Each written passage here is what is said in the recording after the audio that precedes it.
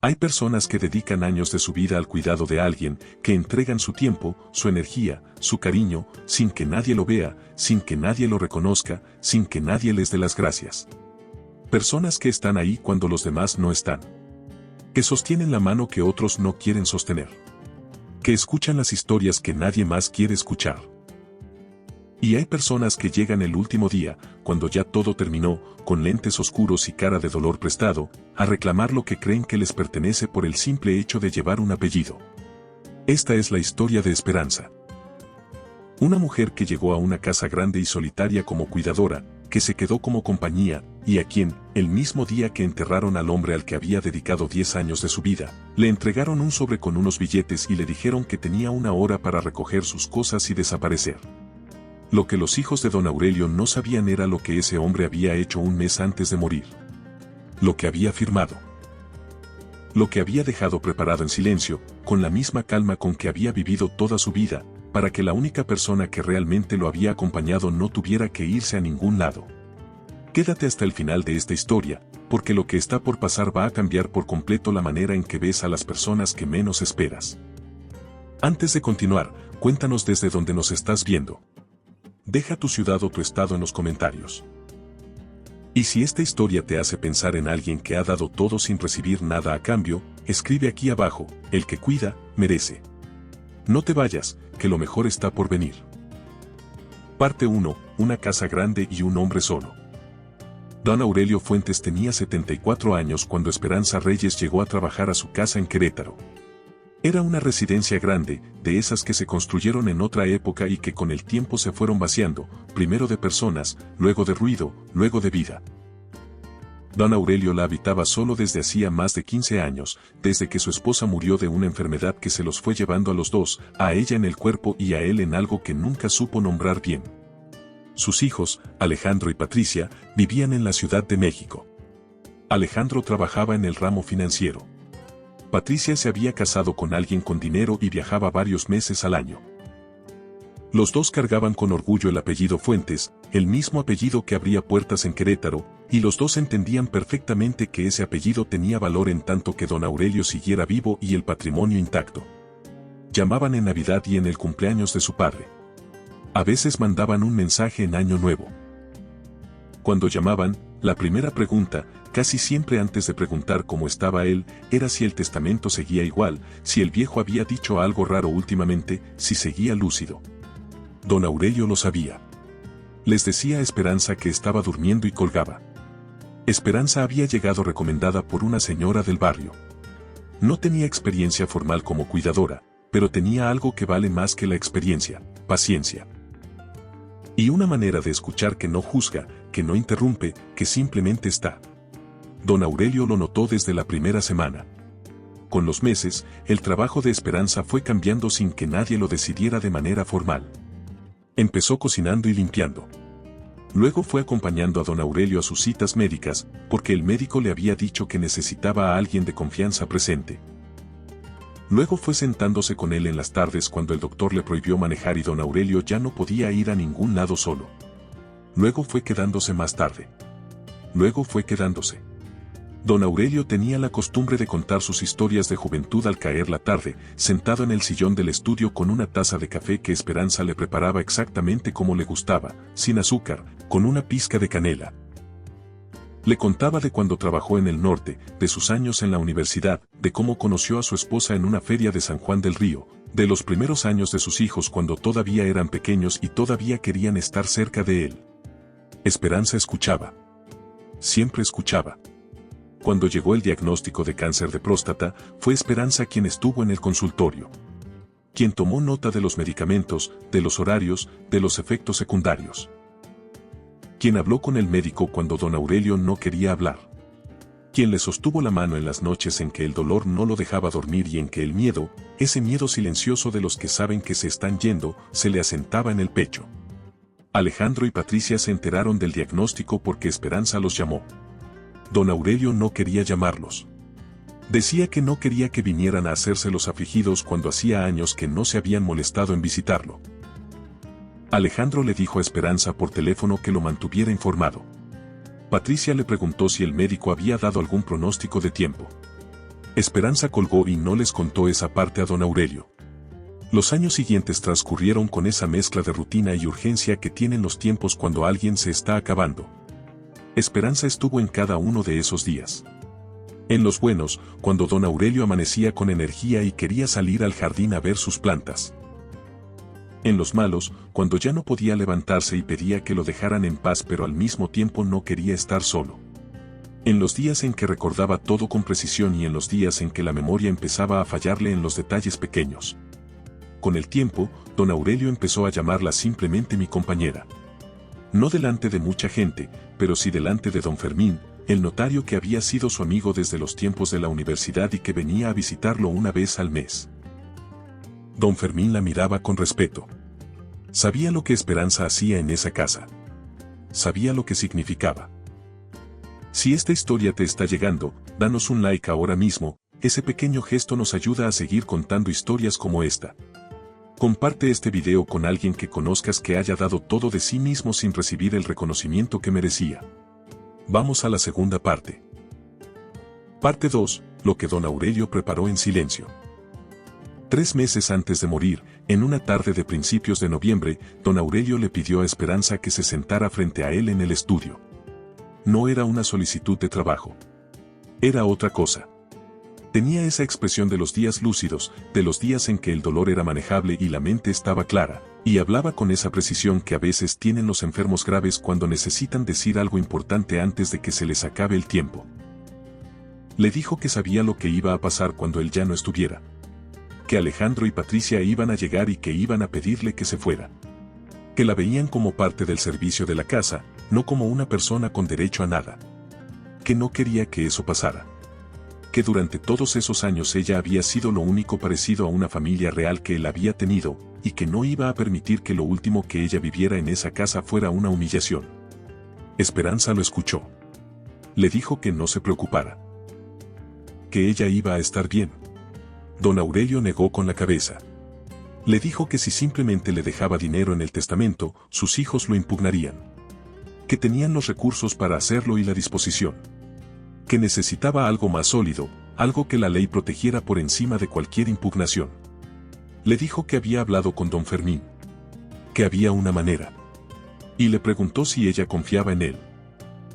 Un mes antes de morir, en la sala principal de la residencia de don Aurelio, con don Fermín como notario y 2 testigos de confianza, don Aurelio Fuentes y Esperanza Reyes contrajeron matrimonio civil. Fue una ceremonia privada, sin fiesta, sin invitados, sin fotografías en redes sociales. Solo los necesarios para que el acto tuviera validez legal. Don Aurelio firmó con la mano que ya le temblaba un poco. Le dijo a Esperanza que ahora era su esposa ante la ley. Que por derecho la casa le pertenecía y que como cónyuge supérstite tenía garantizados sus derechos sobre el patrimonio conyugal.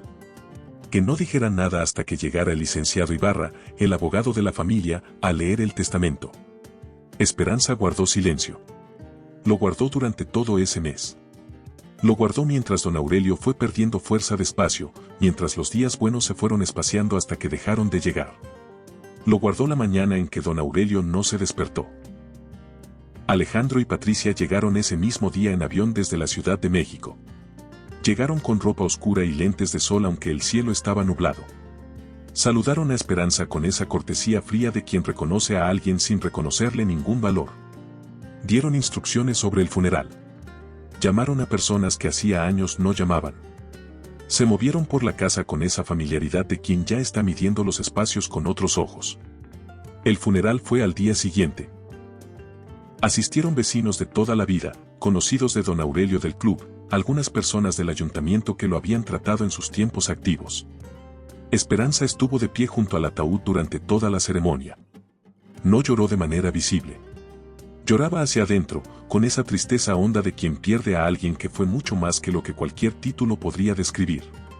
Todavía no habían terminado de regresar del panteón cuando Alejandro empezó a hablar de la tasación. Le dijo a Patricia que al día siguiente llamaría a la inmobiliaria. Que había que mover rápido porque los mercados estaban bien en ese momento. Patricia estuvo de acuerdo. Y entonces los dos se volvieron hacia Esperanza. Alejandro le extendió un sobre. Patricia le dijo que era su liquidación. Le dieron 1 hora para recoger sus cosas. Le dijeron que querían la casa vacía para la tasación. Cuando Esperanza intentó decir que don Aurelio había querido que se quedara un tiempo, Alejandro la interrumpió. Le dijo que su padre ya no estaba para protegerla. Que no era nada en esa casa. Que si no se iba, llamaría a la patrulla por invasión de propiedad privada. Esperanza tomó sus cosas. Salió por la puerta principal. Escuchó cómo cerraban el portón de hierro detrás de ella, ese mismo portón que ella había pulido durante años. Se sentó en la banqueta con sus maletas. Sabía que el licenciado Ibarra estaba por llegar. Esperó. Si todavía no te has suscrito al canal, este es el momento. Presiona el botón de suscribirse y activa la campanita para que no te pierdas ninguna historia como esta. Ya falta poco para el final y te prometemos que lo que viene cambia todo. Nos vemos en la tercera parte. Parte 3, la última jugada de don Aurelio. 2 horas después, el licenciado Ibarra llegó a la residencia. Era un hombre de unos 50 años, conocido de la familia desde hacía tiempo, acostumbrado a ese tipo de reuniones post-mortem donde los herederos llegan con expectativas y el abogado tiene que administrar las emociones además de los documentos. Llamó a Esperanza, que seguía en la banqueta, y la hizo pasar junto con Alejandro y Patricia. Alejandro y Patricia estaban sentados en los sillones de cuero del estudio, con los vasos del whisky de su padre en la mano, con esa comodidad de quien ya se siente en casa propia. Miraron a Esperanza con condescendencia cuando entró. Alejandro hizo un comentario sobre que el viejo le había tenido lástima y le había dejado algo. Patricia sonrió sin mirarla. El licenciado Ibarra abrió la carpeta. Aclaró la garganta. Y antes de entrar a las cláusulas sobre los bienes, dijo que debía informar a los presentes sobre un cambio en el estado civil del fallecido registrado 30 días antes de su deceso. Dijo que don Aurelio Fuentes había contraído matrimonio civil con la señora Esperanza Reyes. Que el acto había sido presidido por el notario Fermín Alcántara y que estaba debidamente registrado ante el registro civil. El vaso de Patricia resbaló de su mano y se rompió en el suelo. Alejandro se puso de pie de un salto. Dijo que era mentira. Que era un fraude. Que la empleada había manipulado a su padre cuando ya no estaba en sus cabales. Que iban a impugnar todo. El licenciado Ibarra lo dejó hablar. Cuando Alejandro terminó, el abogado le mostró el acta notarial, la firma de don Aurelio, la firma de los testigos, el sello del registro civil. Luego explicó, con la calma de quien ha tenido esta conversación muchas veces, lo que significaba todo eso desde el punto de vista legal. Que al no existir capitulaciones matrimoniales, los bienes adquiridos durante el matrimonio correspondían en régimen de sociedad conyugal. Que como cónyuge superstite, Esperanza tenía derecho de habitación sobre la residencia conyugal de por vida. Que eso significaba que ella no solo era titular del 50% de los bienes del matrimonio, sino que ninguno de los herederos podía venderla, rentarla ni disponer de ella sin su consentimiento expreso. Que cualquier decisión sobre la propiedad requería la firma de Esperanza. Alejandro dijo que iban a contratar a sus propios abogados. El licenciado Ibarra le dijo que era su derecho y que estaba en posibilidad de proporcionarles la documentación completa. Pero que en tanto el proceso legal estuviera activo, la situación de Esperanza como cónyuge superstite era inamovible. Esperanza se levantó. Los miró a los dos. Les dijo, con una voz tranquila que no tenía rabia ni triunfo, solo la firmeza de quien sabe que está donde debe estar, que al día siguiente vendría una empresa de seguridad a cambiar las cerraduras de la casa. Que si necesitaban entrar a recoger algún objeto personal, podían avisarle con anticipación. Les dijo que don Aurelio había sabido exactamente lo que hacía, que había conocido a sus hijos mejor de lo que ellos creían, y que había decidido proteger a quien realmente había estado con él. Y les dijo algo más, que pensaba vivir en esa casa muchos años. Que no tenía prisa ninguna por vender. Que si querían recibir su parte de la herencia en algún momento, tendrían que esperarla. Alejandro y Patricia salieron de la biblioteca con la misma cara con la que horas antes habían sacado a Esperanza a empujones. El portón de hierro se cerró detrás de ellos. Esperanza se quedó sola en el estudio. Se sentó en el sillón donde don Aurelio se sentaba siempre. Miró el cuarto, los libros en los estantes, la taza de café sobre el escritorio que nadie había recogido todavía. Pensó en todas las tardes que habían pasado ahí. En todas las historias que había escuchado. En la mano que había sostenido. en la firma que él había estampado con la mano temblorosa un mes antes. Don Aurelio se había ido en paz. Eso Esperanza lo sabía. Se había ido sabiendo que su última decisión había sido la más lúcida de todas, dejar protegida a la única persona que había elegido quedarse cuando quedarse no le daba ningún beneficio aparente. Reflexión final. Esta historia habla de muchas cosas a la vez. Habla de la soledad de los ancianos que tienen familia pero están solos. Habla de los hijos que confunden el amor con la herencia. Habla de las personas invisibles que están en todas las casas, haciendo el trabajo que nadie quiere hacer, siendo la presencia que nadie reconoce hasta que ya no está.